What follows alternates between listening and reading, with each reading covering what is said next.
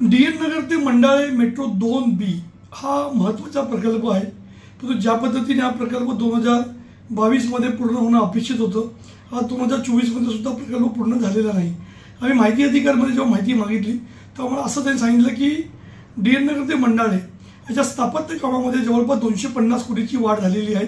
यापूर्वी हा अपेक्षित खर्च होता 3056 कोटी, जो आता 3304 कोटीपर्यंत पोहोचलेला आहे।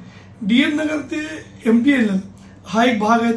MTNL पासून डायमंड गार्डन चेंबूर, डायमंड गार्डनपासून मंडाळा, त्यानंतर मंडाळा कारशेड, यामध्ये जे कुमार, NCC आणि अहलुवालिया नावाचे 3 कॉन्ट्रॅक्टर आहेत।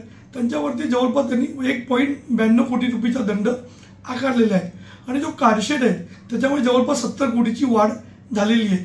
ज्या पद्धतीने हा प्रकल्प पूर्ण होणं अपेक्षित होतं, तो अपेक्षित जो कालावधी होता त्यामध्ये प्रकल्प पूर्ण करण्यात आलेला नाही। आता जून 2025ची त्यांनी एक नवीन डेडलाईन दिलेली आहे। म्हणजे ज्या पद्धतीने हे जे प्रकल्प वेळेमध्ये पूर्ण होत नाहीत, कॉस्टिंग वाढतं आणि जसा तो मुंबईकरांना फायदा होणं आवश्यक आहे, त्यामध्ये कुठेतरी मेट्रो प्रकल्प अंमलबजावणी शाखा असून देत, MMRD असून देत, सरकार अपयशी ठरलेलं आहे।